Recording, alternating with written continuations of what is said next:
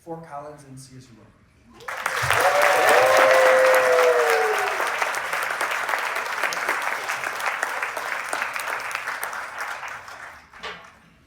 So, can you hear me?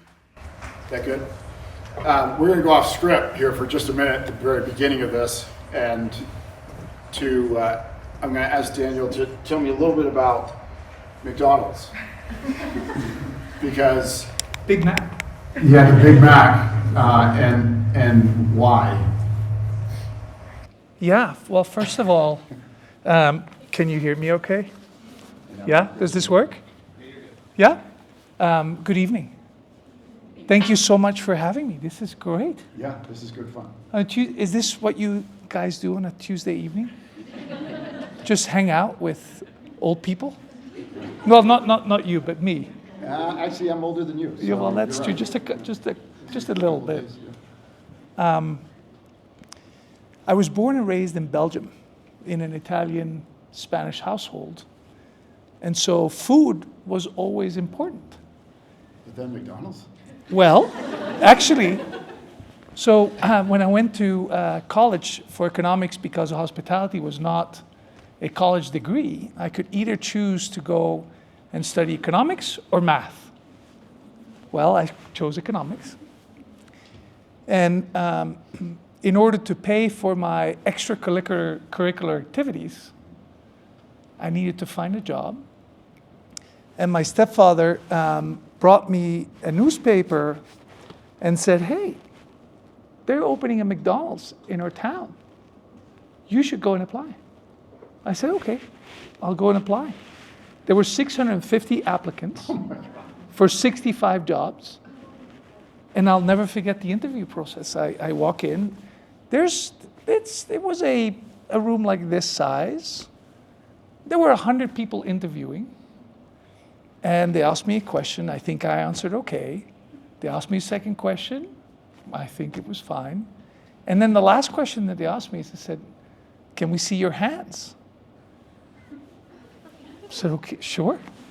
And I showed them my hands. And then they said, "Can you turn them around?" I said, "Sure."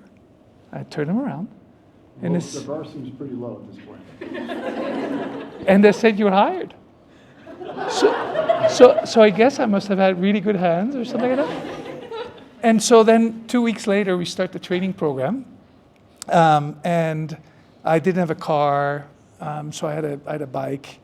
And I arrived 30 minutes before everybody else arrived, not because I wanted to arrive 30 minutes, but because I couldn't really calculate the how much it would take me to get there, right? So I get there 30 minutes before. I meet the owner. We start having a conversation. The other 65 or so people come. We start training. We open the restaurant. It's the most successful restaurant opening in the history of Belgium McDonald's at the time. It was the number 20. It was the 20th McDonald's. I mean, McDonald's was like religion at the time. See, I'm old, right? This was in 92. There were 20 McDonald's, and people are literally standing in line for hours. People would dress up. People would get married in our McDonald's. Yeah, seriously. And so anyway, so we opened, most historic opening ever. And after the first week, the owner asked me if I want to become the general manager. Now, I was in my first year of college. I go home, I tell my mom, that's what you do, right? I said, "Hey, Mom, I got an offer to become the general manager of McDonald's." She said, "Do it." Yeah. I said, "But I'm in school." She said, no, but do it because it's going to be very successful. Then we'll buy you a franchise, and then you can do a second one and a third one. And I thought about it for about 5 seconds, and I said, well, that means I'm going to go to work instead of actually having college life. So I chose college life, and I still work 25 hours, and I enjoyed it very much, and that's where I So started. did you turn down the general manager job? I did, and then I became a swing manager. Does anybody know what a swing manager is? It's basically the general manager job at a student pay. And it was great because you get to, you're basically the production caller of the entire kitchen at the time. And you got to make sure that, people actually are showing up for work are set up for success and all that good stuff. So McDonald's is, who has worked at McDonald's? Anybody? Isn't it amazing? I think it's amazing. I'd do it today. Perhaps not. Actually, you know what? Perhaps not. Perhaps I'm romanticizing what it. I mean, I thought it was amazing. Plus, I for the 25 hours that I was working, I was also working in the movie theater 2 nights a week, and I was working at the library for 2 nights a week, and I was the president of the student union. So that didn't really give me a lot of time to go to school. But that's not the message that I want to leave with you all. You should absolutely go to your classes. I just was bored, so I figured I'd do something with my time. Right. So, sorry, was this too much information? No, well, Since we went off script? It's a lot of information for me to be able to use the next SLF that we have. Absolutely, yeah. So SLF is the Sage Leadership Festival. So this has been, we could stop right now and I'd be really happy because I have so much information I can spread at SLF next year about Daniel that I'll be probably a rock star. So it fits really nicely into my first question, and that the idea of the career path that all of us have in our lives and will have in our lives. There's these little bits that you have decisions to make, right? The road less traveled or the more traditional path. And I think the question for me to you is how have you moved through those career choices and the gaining of experience, and then you go to the next one. So what's that go through and to process been for you with the various roles that you've enjoyed? Do you do improv? I can. You can? I've never done it before, but. Does anybody here do improv? Anyone? I mean, your hospitality, so I just. Oh, yes. Do you do improv? What's your name? I have a theater background. My name is Leisha. Hi, Leisha. What's one of the key rules of improv? Yes. And. Exactly. That is the answer. That's the answer. No, thank you, Leisha. I really appreciate it. So, my approach to my career has been yes and. And what I mean by that is, did I ever think that I would start my hospitality career in a McDonald's? No. But I thought I'd show up and see what happens, and it was great. I had an amazing time. A great experience to become a leader at a very young age before you actually have real responsibilities. Then I did a internship program for a Spanish hotel company, and they said, hey, we need somebody in Miami for 6 months to help out the marketing department. Would you mind going? I'm like, when would you like me to leave, tomorrow morning or this evening? So I jump on the plane. I'm in Miami for 6 months. They say, we'd like you to stay for at least a couple of years. Can you do that? Sure, no problem. Then I get a call from the largest global distribution company in the world, Amadeus, that is based in Spain, but they have a headquarters in Miami. And they said, hey, we need somebody to help us out in Central America and the Caribbean. We have 23 markets here. Seems like you know a little bit of Spanish. Can you come and help us out here and putz around and just help us organize ourselves, because we have 23 different people that are overseeing the markets. We want to coordinate that. Sure, no problem. Then in 2002, I get a call through a recruiter that calls me for a Fortune 100 company at the time called Sendent Corporation. And they said, we're looking for a marketing director position for these 2 brands, Wingate Inns and Amerihost Inns. Neither one of them exist as they exist today as they were then. And they said, but you know what, you're the youngest candidate. I've always been the youngest person in my particular roles. But you're the youngest candidate and there's 450 applicants. There's clearly a line here, right? I go where Back to McDonald's. Back to McDonald's. There's 450 applicants. You're not going to get the job, but we're just going to put you in. It's going to be a good experience. Okay, no problem. So I prepare a document. Sendent comes from the Latin term rising. So I write this 20-page white paper called "Rising to the Occasion." Single space? Sorry? Single space or double space? The lines? I think it's single space. Single space? 20 pages. You all know Yeah, about that, right? and I got to tell you, ChatGPT didn't exist. Actually, the internet didn't exist back then either. So, or barely. Actually, it did exist, but it wasn't that sophisticated at the time. Anyway, so the whole purpose of putting this document together was so they could remember me in 5 to 10 years. So that when they thought I would be ready, they would give me a call and they would say, "Who's this guy that came in and brought this document called Rising to the Occasion?" It was really sort of a merchandising effort. And 2 weeks later, I got the call, and that turned into an 11-year career. And talking about going to organizations and then working through opportunities, Carl, there was a head of human resources at Wyndham, and I'd gotten an opportunity to leave the company, and I basically went to him and said, "I don't know what to do. I got an offer. It's a really good offer." He said, "Wait." He said, "There's 4 opportunities here, and you can pick whichever one you want. It's yours." But he said, "I'm going to challenge you." He said, "I want you to be comfortable with being uncomfortable. I want you to be comfortable with being uncomfortable." And I said, "What does that mean?" And so over time, I really understood that it was about pushing yourself, continue to push yourself. And that's where this whole nonlinear career pathing comes in, right? Which is the yes and, Lisha, is something that I've adopted and I seek out with people. Yes, there's a lot of advantages of coming through a career path in a very linear projection, because that particular person is going to be very well versed in that, a doctor, right? You're going to be very well versed and experienced in depth. But as you veer off a little bit, in these curves, there's going to be learnings that are going to round you out, but also at the same time are going to make you very uncomfortable. How can you learn about marketing if you've never tried it? How can you learn about operating a hotel if you've never tried it?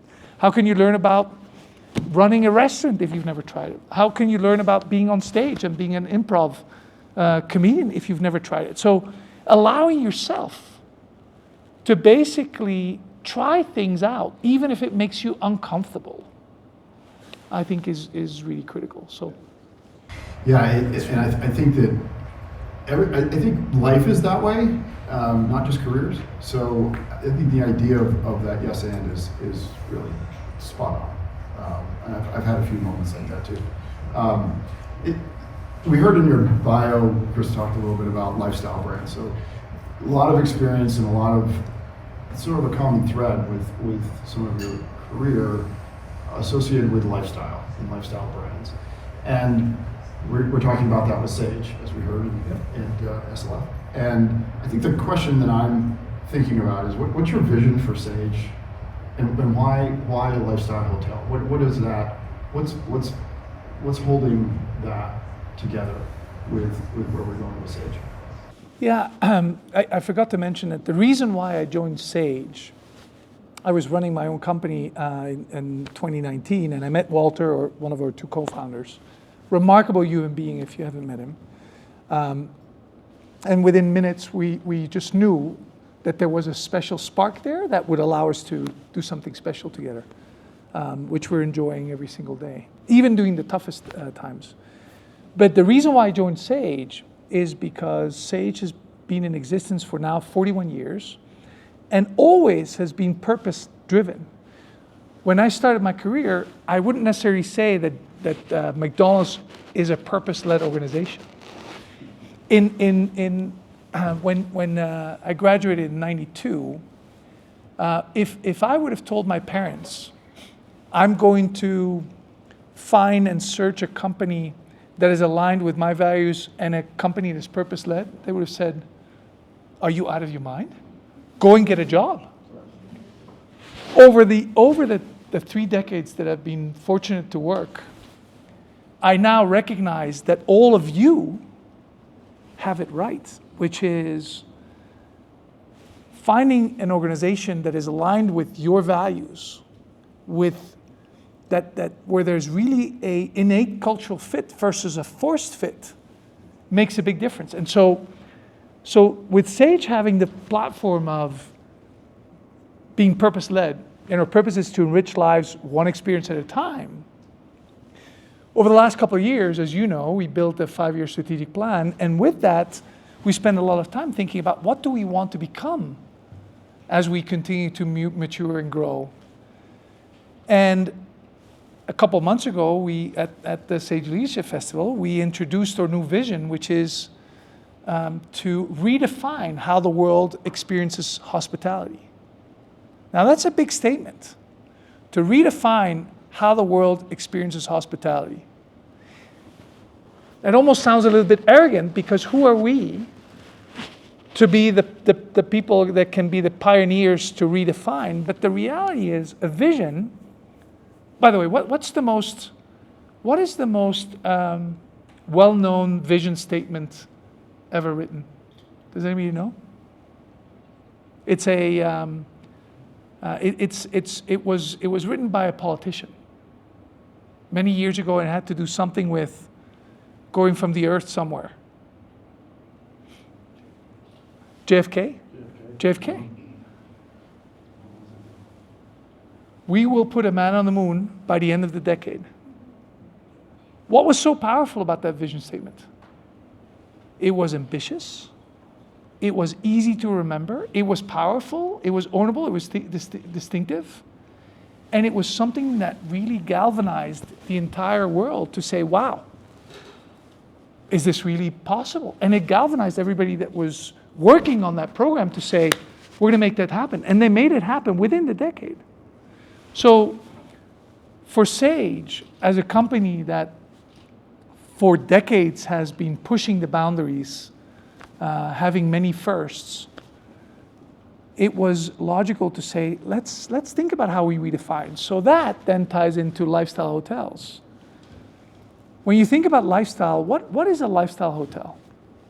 Well, if you look at the definition, it's about a hotel that is connected to the community, that creates a sense of belonging, that has a unique design, that has personalized service, that looks cool, that feels cool. But at the essence of that, Carl, what makes a lifestyle hotel really a lifestyle hotel is the people. And who's familiar with Maya Angelou? She has a great quote that I like to share, which is, people will forget what you say. People will forget what you do, but people will always remember how you make them feel. So to me, a lifestyle hotel, and it actually transcends beyond a hotel, is thinking about what is our purpose in life as people, as humans. Well, I believe that our purpose in life is to enrich people, to enrich other people's lives. That's our purpose. It's not to enrich ourselves, but I think from the moment that you recognize that that by enriching others, it actually, you make the world a better place, and therefore you grow yourself. Then with that comes the whole notion of sort of the aspect of making people feel something. How often do you go into some place where you are expecting to feel something and you feel nothing? Whether you go to McDonald's and you pay $5, I don't know if you know what a Big Mac costs today. It's probably like $10. Or you go to a store, your favorite store, and you don't feel anything. It's a huge missed opportunity. So how can we all take a little bit of that mentality, which then transcends into hospitality, which is what we do, right? Is making people feel good. And no matter what you ultimately end up doing, whatever career path you choose within hospitality or beyond, if you focus on that simple sentiment that Maya Angelou shared, you will be miles ahead, particularly in light of ChatGPT. Right? Because, let me tell, can I share a real story that happened last week? Super frustrating week last week. My wife and I bought a little cottage in Southern California, and there's a washer dryer that is stacked, and it starts flooding. Not nice. I call the warranty. They send out a plumber. The plumber looks at it and says, "Oh no, sorry, it's the appliance guy." Okay, I call the appliance guy. The appliance guy comes out, says, "Oh no, it's the plumber guy." Okay, I call the second plumber, comes out, says, "Nope, I'm sorry, I can't do anything. But perhaps I'll come back in a couple of days and I'll see if I can figure it out." Well, 7 different people come. My father and I ultimately go to Home Depot, his favorite spot, not my favorite spot. And there's a tube in the drain that we needed to find, but there's only a 6-foot tube that is sold. Not the plumbers, not the appliance guy, not the LG, no one would be able to solve the fact that we needed just a larger tube. So we're in Home Depot, last resort, and we can't find an extension, right, a longer cable. I go on ChatGPT, which I'm sure you do every single minute of the day. For old people like us, this is new. So I go on ChatGPT. I basically take a picture of the cable or the tube that was there, and I said, find me one that is at least 8 foot, and I need one within 24 hours. And within 2 seconds, I have the answer. The reason that I'm sharing that example is, if you are not adding value and you're not making people feel anything special, why do I need you? Why spend hundreds of dollars on plumbers that are supposedly specialists and appliance repair people that are supposedly specialists? They've been trained. That's pretty good. That's pretty good. They've been ladies and gentlemen, they have been trained. You didn't know that you actually signed up for a comedy show tonight. So I think perfect lead in. So when you're dealing with those kinds of situations, you need a lot of resilience, right? I mean, you got to have grit, and you have to push through. So again, if you're living, you have to have resilience, right? You have to get up in the morning when you don't want to. You got to get to class. You got to get to the bar, whatever it is. And I think having that grit and that perseverance through. So in life and career, how have you built that resilience? How have you been faced with that challenge, and that challenge then either gives you an opportunity to do it better the next time, or it prepares you for the next time, because it's going to come again. Yeah. I mean, those things repeat themselves. And or something else that looks similar, and you just build, right? You build that ability to deal with the surprises, the unplanned, the shockers. So how's that played out for you? Yeah, no, it's Because you've done a lot of that traveling around there, and engaged with a lot of people over the years, thousands. Yeah. Yeah, it's a great question. I moved to Colorado with my wife, then girlfriend, January 2020. Great timing if you're in hospitality. A couple weeks later, we were on stage for Say Leadership Festival, and then basically a week later, we started to see a significant drop. And then on March 17th, in one day, we furloughed 5,700 people. And that was probably the single hardest day in my life and my career, because it's not just having to let 5,700 people go and not being able to say, well, I've got something that I've got lined up for you tomorrow or the day after tomorrow, but also thinking about their families. And indirectly, everybody that you're impacting with that type of decision. But we went from doing $3 million a day to $30,000 a day in revenues. And we went from operating 60 hotels to suddenly closing 50 hotels in a matter of days and shutting down. And so when when you're in that type of situation, people are looking for leadership. And I'll share the leadership that that Walter, our co-founder and CEO, embodied, which I've been very privileged and fortunate to partake in, particularly during these complicated times.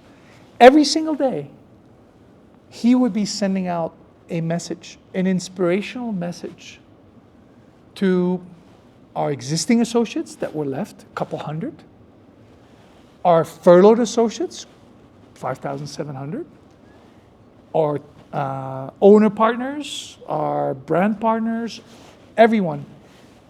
These people in turn would be sending it to their families because everybody was looking for hope at the time. And so both of us would travel and in some cases walk, in some cases drive, in some cases fly to see our properties, to spend time with our team members, to make sure that they felt like they were not alone. Because remember, for those of you that you know, I think most of you all went through this as well, it was a very lonely time. So I think the perseverance was, and actually it was very interesting. I'm fortunate to be part of an organization called Young Presidents Organization, or YPO, if some of you have heard of it. It's an incredibly powerful structure, about 30,000 presidents and CEOs that are members across the world that represent about $8 trillion in economy value and over 6 million employees. But we get together with nine CEOs every month. And during those months, we would essentially be sharing horror stories with one another. It's a confidential setting. But one of my 4 members, my YPO 4 members, basically said, the world is going to end only once, and this isn't it. And I thought that was such a powerful statement. Because I was thinking about it. Well, listen, if the world ends, we'll go to the bar, we'll have a drink, we'll have a great time together. And which way do you go when the volcano blows, right? I'm going towards the volcano. Volcano, whatever goes the fastest, right? Yeah, exactly. I don't want to get burned, or I don't want to, whatever is painless. So you know, you basically figure it out and say, there's a lot of people around you that need support, that need to feel like they're not alone, and need to feel hope. Even if we couldn't read the tea leaves, nobody could read the tea leaves, right? So we said, well, we're going to do the best we possibly can in creating an environment where we inspire people, where we couldn't touch them, but we wanted to embrace them as much as we could along the way. I think perseverance is a team sport. Meaning, I think that whenever you go through a tough time, you are not alone. Surround yourself with people that you feel comfortable with, that you trust, whether it's your family, your friends, your colleagues. And jointly, you're so much stronger to really go against the grain. And so here's the interesting thing. Probably by far the worst thing, not probably, the worst thing that ever happened for the hospitality. As a result of that, we came out stronger than ever before. And as a result of that, if God forbid, tomorrow something else were to happen like that, we're far better prepared. And whatever's going to happen tomorrow, the day after tomorrow, we don't know. But what we do know is that we came out of the last one, and we know what it took. Yeah, you know, it's that kind of, so college, right? So I went to one of those places, and I made great friendships, right? But then there was this like almost a 25-year gap We get together sort of, but not really. And in the last 5 years, I've been getting back together with a core group of those people. And they've been it's been incredibly powerful to be back. One, I feel like I'm 20 again. There's science behind that. But the other is that they know me so well, I can say anything I want, and they won't judge. You just kind of go back to where you were. And all these experiences, have kids, some people are divorced, some people are still married, some people are struggling, some people have difficulties, and we can say all that stuff. So I would encourage you to think about the friendships and not just here, but hang on to those people, because there's going to be a day that you're going to need them, and it may be more than one, and it could also be something that you don't even know you need. So just watch out for that, right? Hang on to those people. Get their addresses. It's easy now. I mean, you don't have an address, right? But phone numbers, right? The phone numbers, I lost track of people because I didn't have their phone number. Well, you have these things called a cell phone now. It's really cool.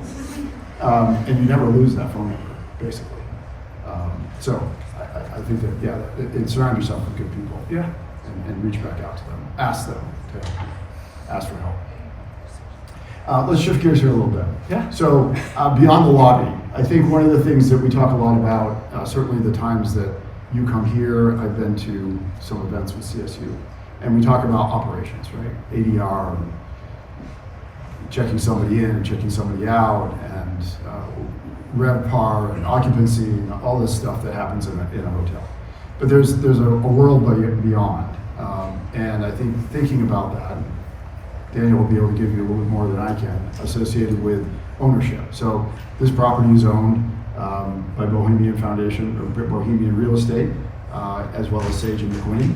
McWhinney is the asset manager, which basically preserves the asset, right? Approves capital expenses, and we review once a month with how our financials are and on down the line. There's a brand, which is Marriott. This is Autograph Collection within Marriott, which is their boutique brand. And then there's Sage Management Company. So sometimes you could describe it, and some have, with a little bit of fun, it's the Bermuda Triangle, right? So does anybody know what the Bermuda Triangle is? Yes, it's kind of a bad place to be. And yet, in my case, I have the good fortune of having a wonderful asset manager. And Bohemian is a wonderful ownership group. I hear stories and have been experienced stories that are very different than what we experience here. And I think the question for me is, how would you coach somebody here who loves operations, but someday might want to move to one of these other opportunities with asset management, being at the home office, maybe being an owner, and navigating that whole aspect of what might steps be taken to get to something outside of operations? Yeah. I mean, I think that the more you can expose yourself to different learning opportunities, lateral growth is I think really powerful. One of your colleagues, Tiffany Owen, who was a general manager for us in one of our hotels in Denver, the Maven Hotel, she just became an asset manager because she wanted to learn more about the ownership side, even though as a general manager, she had been dealing with ownership. But one thing is to deal with it as they're on the other side of the table. The other thing is actually being in the shoes. And she said to us, I want to have your job. And so I think this is one of these incredible benefits of the hospitality industry still today, where you can literally start at a McDonald's and you can become the CEO of the company. I have and perhaps my glass is too half full, but I still completely believe that if you have the aptitude and attitude, the rest is really, the world is your oyster. And so I was on the brand side because I was it was an opportunity for me to be part on the brand side. I was on the ownership side because, I had an opportunity that I said yes and to. And so I think sometimes what I find is you don't really know what you don't know until you try it. It might take a couple of tries before you really find your groove in terms of what calls you, and even beyond sort of being an owner or working for an owner or being a manager or working for a management company, it's what discipline attracts and appeals. Does finance attract you more than operations, than the commercial side of things? And I do think nowadays, what we are looking for is the aptitude and the attitude, is how willing and enthusiastic are you about lifelong learning? The more you're open to learning, the more we're going to put you to do different things. Yeah, I'd like to highlight the lateral. Right? Lateral is sometimes not thought about as being that important, or that's not something you want to do because you feel like you should have the next level. And I think the next level comes with lateral. Yep. That's been my experience, and I think the thing that, one, it's also learning, and it's also, the other part of that is that you know what you know, but you don't know what you don't know. And when you get that other half on a lateral, then you have a completely different level of opportunities, because people will see that on your resume and they'll respect it. So whether it's going from housekeeper to banquet to front desk, or it's going from supervisor to supervisor to supervisor of various departments. And I say, listen, the term general manager is very literal. I generally manage. So the idea is that you have to know a little about a lot of things. And you have to know enough. And when you have a DOF and an AGM, and you have an asset manager and a revenue manager and a people and culture person, and you hire those people who are smarter than you, which isn't hard for me, the opportunity is that you have better people, and those better people are going to make you better. A players hire A players. Right. So Sage is growing. It's been a ton of, even 2.5 years, be 3 years in July, and I came here and I thought, what a cozy, nice little group. Is that what you thought? Yeah, that's what I was thinking. I didn't know that. That's, yeah, you always learn new things. Yeah. We should do this more often. Yeah, we should. And to be honest with you, the two things, and this is true, and I think that this is part of what would be good to be thinking about. You interviewed me, and I thought, wow, this guy is interviewing me for this job up in Fort Collins. Why is he spending the time? And the reality is, you spent the time because that's part of the culture. And when that happens, then you know you're in the right place. So you're in a place where it's different. That's a differentiator. And besides the fact that you're incredibly kind and very enthusiastic, and somebody that I knew I could learn from, even from a distance. So those kinds of connections quickly, within 30 minutes, I thought this is it. And then of course, I went to SLF, and I'll show you a picture later, about how that might play out for you in an organization like Sage. You work hard and have more fun, right? So the fun is as much in this experience with Sage as is the work. So one last little bit. I think with the growth, what's that process look like? So when you're going through that process, what do you look for? When do you walk away? What's that? How's that look and feel? Yeah. I would say that being in this business, we have, this cozy company today. The portfolio basically represents about $1.2 billion in system-wide revenue, 7,000 associates. It's not for the faint of heart, because at any point in time, something is going wrong. right? And so, so then, if you think about it, what is key? Because things are going to go wrong. Well, do you want to have things go wrong with people that you hate? People that are disruptive, people that are disrespectful, people that are not aligned with your values, with your culture. We are at the stage today, and look, you know, the benefit of getting older is that while I am passionate today, can you imagine how passionate I was 30 years ago? I've also become a little bit more centered in that not every single deal that looks great from the outside is great on the inside. And what I mean by that is, you can have the sexiest hotel or restaurant on the planet, but if the owner partner is going to give trouble to, you know, our team members, why would we do it? I'll give you 2 examples. We were losing millions of dollars during COVID, and there's a unnamed gentleman that calls and says, I've got 7 hotels that you can manage for me. One of the top private equity companies in the world, very, very big name. The gentleman calls, and I sit down with Walter, and I said, hey, this is a couple $1 million of revenue. This would be great for us. He said, no, we're going to decline it. Now, mind you, we weren't sure if we were going to make it. So I fell off my chair. I get off the floor. I sit back down. I'm like, can you tell me why you don't want to do business? And he said, several years ago, this gentleman was working for another firm, and he mistreated some of our general managers.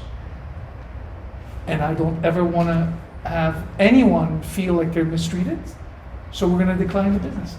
Even if that means that we're going to turn down millions of dollars and amazing properties. That to me was a lesson of what it really means to be purpose-led, right? You cannot enrich lives one experience at a time if you're not being surrounded by people that feel and believe in the same thing. The other example was last year. We took over a hotel in the DMV area, in the sort of the DC area, with an owner of a beautiful property, and same thing was happening. Within a couple of weeks, he was being disrespectful to our general manager. And within a couple of weeks, we said, you know what? Thank you. It has not been a pleasure because it hasn't been.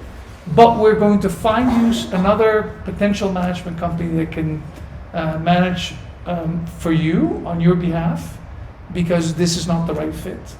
And it's not the right fit for the single purpose in that our values are not aligned. And so, to me, that is the most important. That is a threshold for everything.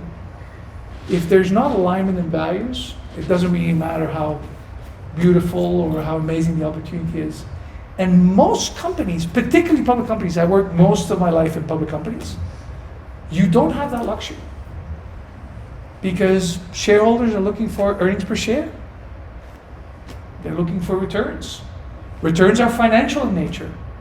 This whole fuzzy thing about, you know, having people that are aligned with values, many institutional investors don't really care about that. They may care about that, but ultimately when it comes down to the financials,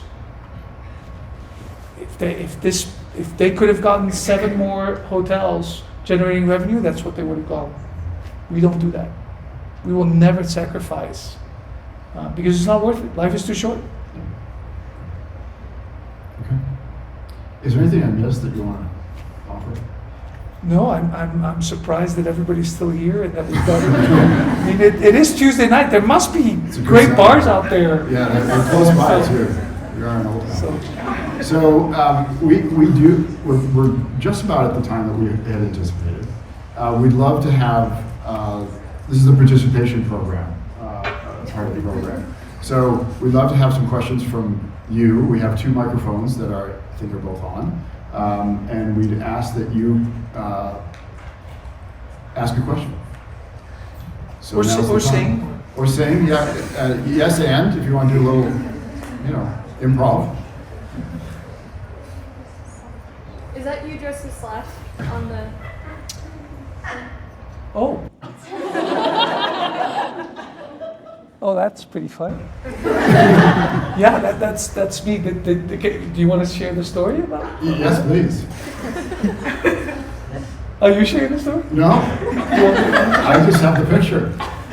I was just told to dress up in glam rock attire. Yeah, that was the theme. Right, that was the theme. That was the theme. Yeah. And so I came up with Slash, and my hair was very greasy, and this was 2 years ago, three years ago. 22, I think. Yeah.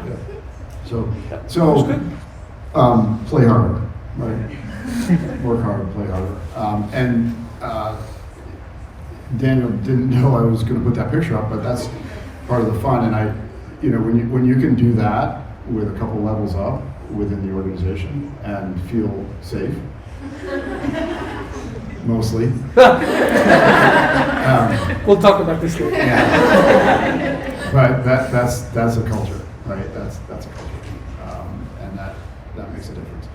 And sorry, actually, when you mention levels up, I believe the pyramid, the typical hierarchical organizational pyramid, is completely flawed. It is upside down. As servant leaders, first of all, you're going to make a ton of mistakes, so it's easier to make mistakes and be humble about it because it's just going to happen. When I came out of college, I knew it all. Right? Now I realize I know nothing. And honestly, it's actually liberating because it opens up the possibility for so much more learning than saying, I know it all or I need to know it all, right? It's really impossible. But the levels up, I work for you. And I work for everyone that works in every single one of every single of our 7,000 associates are my boss. Yeah, frankly, I agree with that. So if you'd like me to, go and make we some. have a little bit of work to do afterwards, clearing the room and turning the room. There's got to be a question out there somewhere. Kelsey, did you want to ask a question? Do you want me to ask a question? Yeah. I did. I actually didn't think about it. I don't need my phone. So Kelsey is our director of finance, who's just been promoted to an area.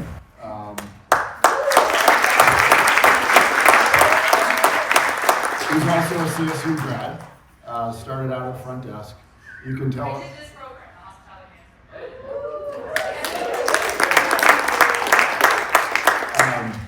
And this is when there's clearly a level of intelligence that I'll never be able to have the capacity to get to.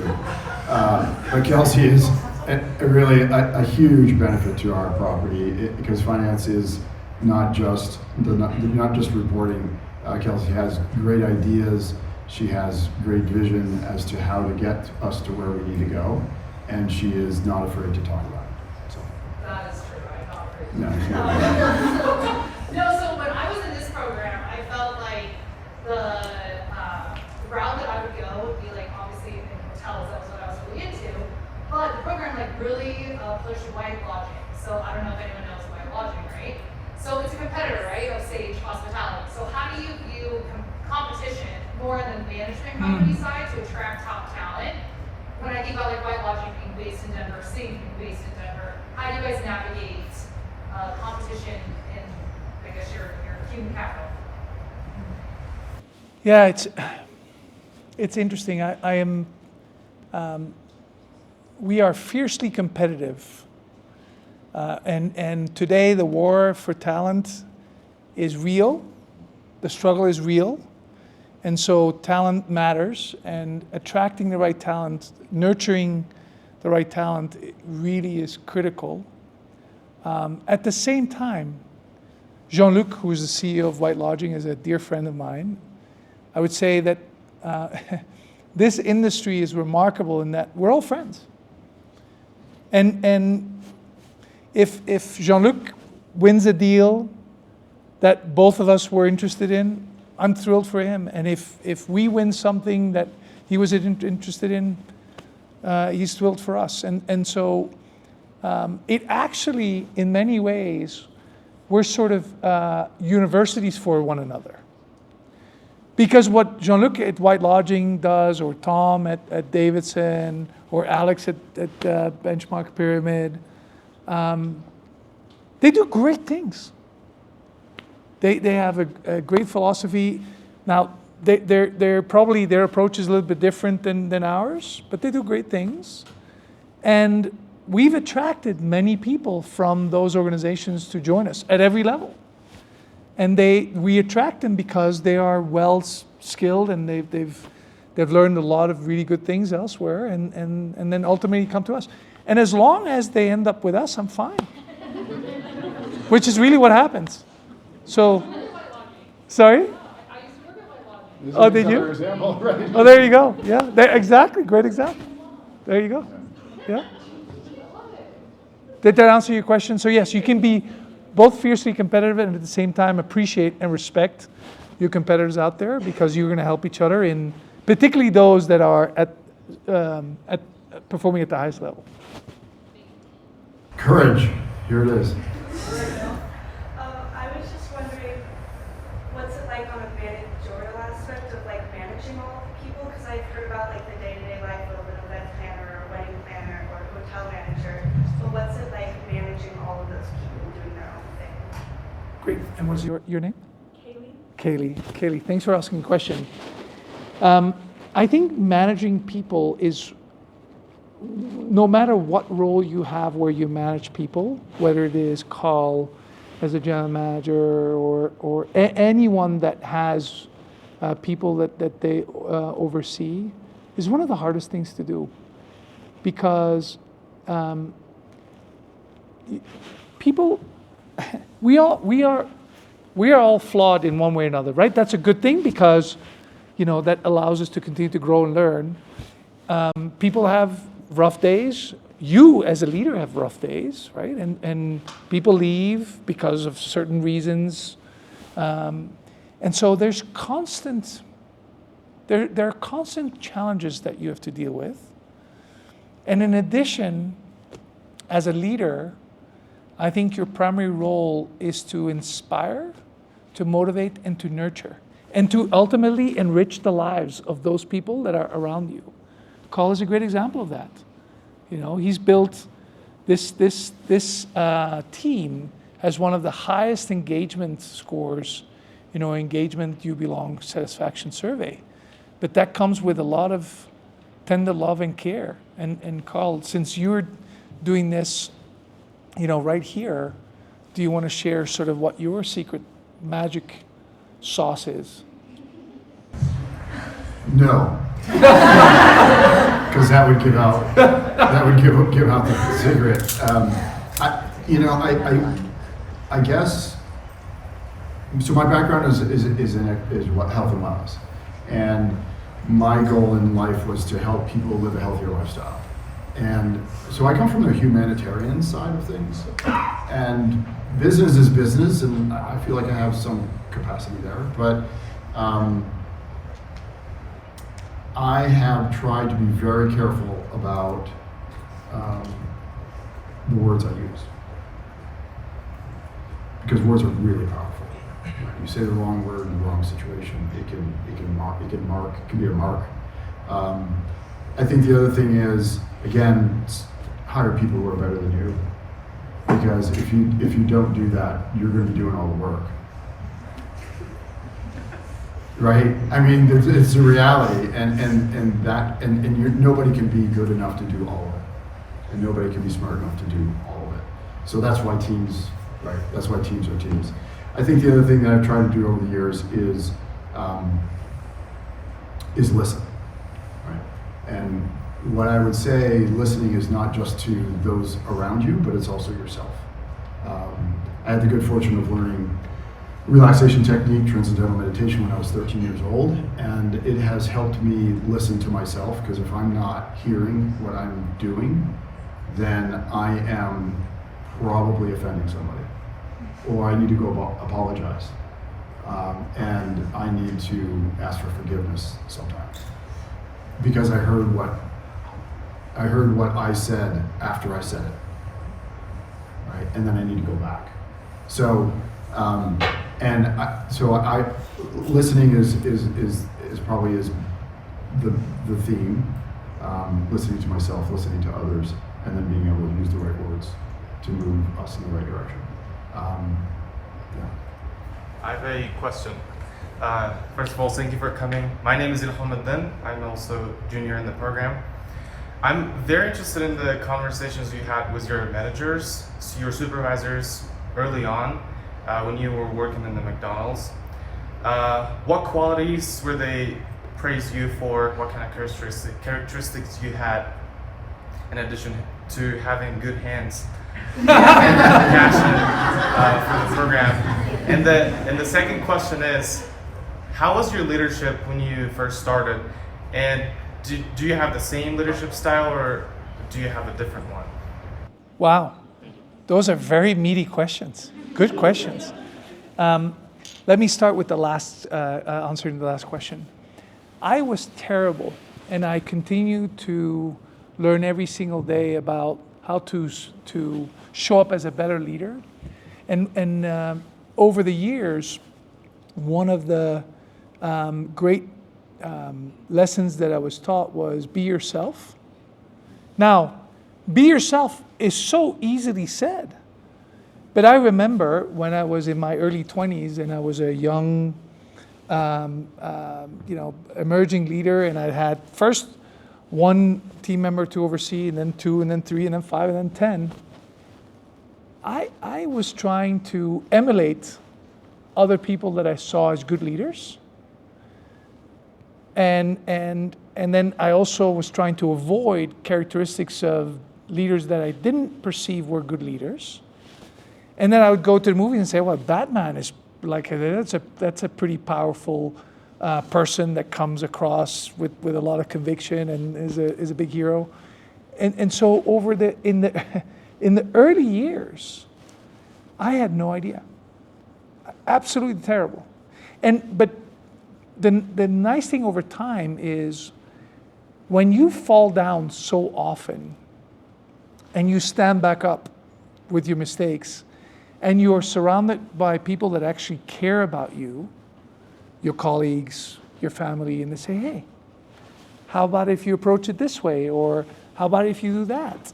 And you take that into consideration. And frankly, feedback is the greatest gift that you can ever get. The fact that somebody actually takes a moment to tell you what they think about you is priceless. Priceless, right? And it took me a while to actually feel comfortable with that.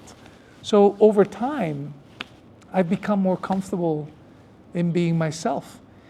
And also that comes with the notion that I'm, Brene Brown says this, I am enough. This is very hard for me still to this day, because oftentimes I feel far from enough.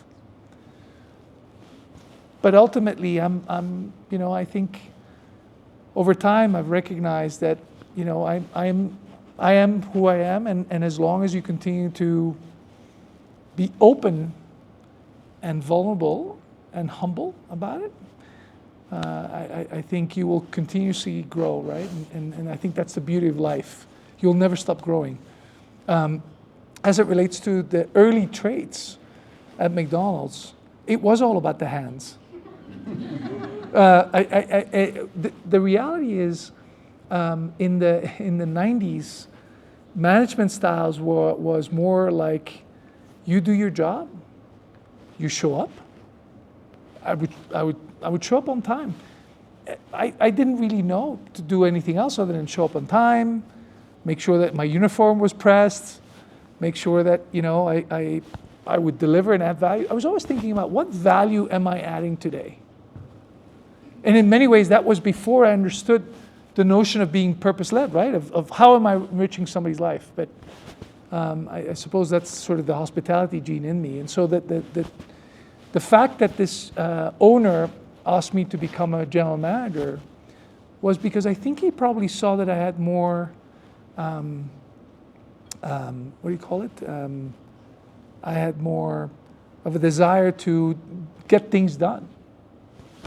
I had a willingness and I was enthusiastic. I loved flipping burgers. And I loved timing the burgers and making sure that, we would do like 10-cent burger Tuesdays or something like that. And our competitor across the street, a Belgian chain called Quick, would come and they would mess up the kitchen and they would put in an order of 400 burgers, right? To just mess us up. Really funny. Very, very funny. Ha ha. Ha ha, funny.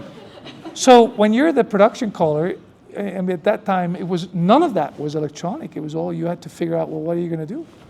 So it required a little bit of, creativity, ingenuity, and I would say that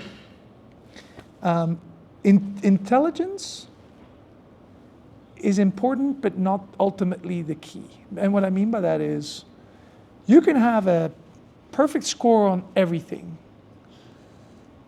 but if you can't relate with people, if you can't really reflect on how you can continue to grow as a person, does it really matter what a perfect score you have every single time? I can tell you, my scores were far from perfect. Yeah, me too. Right? I'm glad you said that, because now I feel better. But when I was applying for this job at Senden Corporation in 2002, and they had to call my university because nobody had ever heard about this university in Belgium. They called the university. I was obviously the president of the student union there, but I'd been gone for 7 years or so. And they called to do a reference check, and they said, well, we're calling to see if the student actually studied here because we've never heard of this college. And they said, oh yeah, what's the name? And they're like, Daniel del Olmo. Daniel? How's Daniel doing? So the recruiter said that had never happened to him before. But I was a representative of all of the students that we had in front of the university. So I was nurturing those relationships, not because I needed to, but because I wanted to. You're welcome.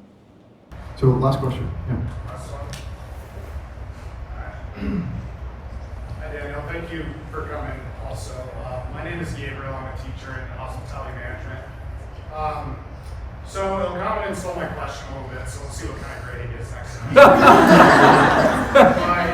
Most of my students are seniors and they're about ready to graduate, and they talk about job interviews and careers all the time. So what is one singular thing that could make somebody stand out and leave a lasting impression with you in an interview that they can take and kind of keep in mind? That's a great question.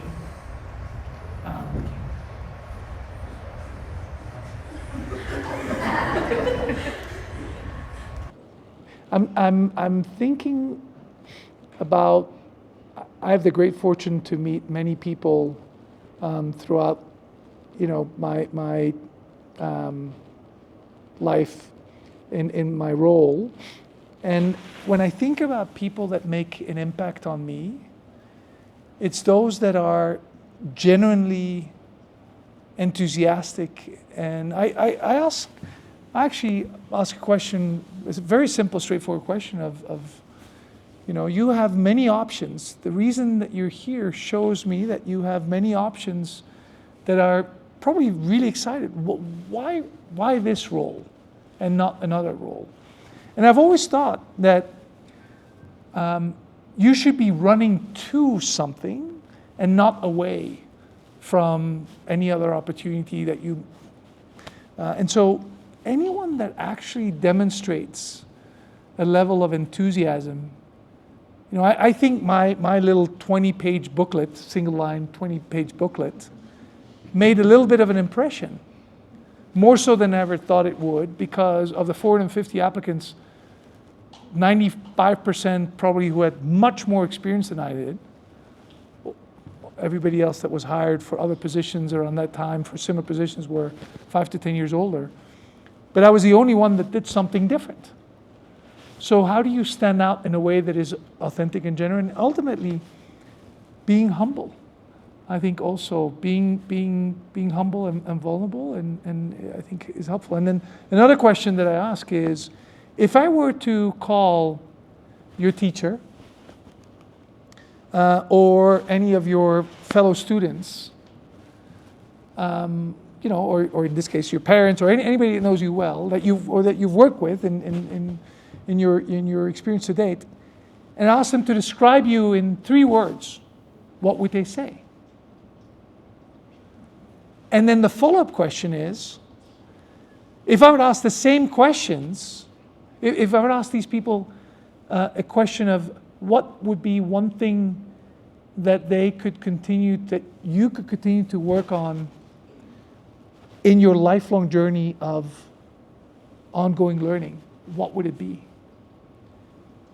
And if somebody says, "Oh, I don't know," or I'm pretty good, I don't think they would say anything about me needing to grow in any particular area, that would be a huge red flag.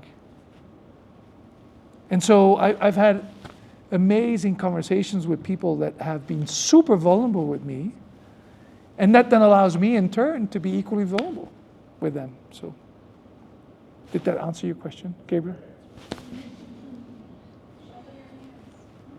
Show them your hands, yes. That's right. I don't think I can actually ask that question anymore today. Like, can you show me your hands? Like, who are you? What are you doing? So listen, this is, as Daniel said, you had to travel a little bit, right? You had to do a couple miles. You had to make an effort to get here, and that means a lot.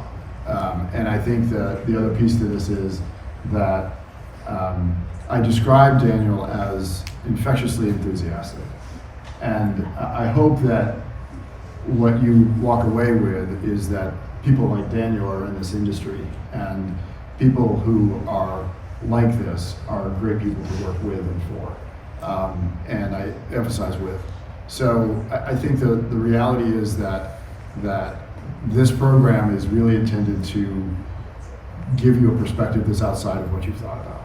And I hope we've given you some things to sit with that would allow you to think a little bit differently. There's this great bumper sticker now, and it's a book. It's "Don't believe everything you think."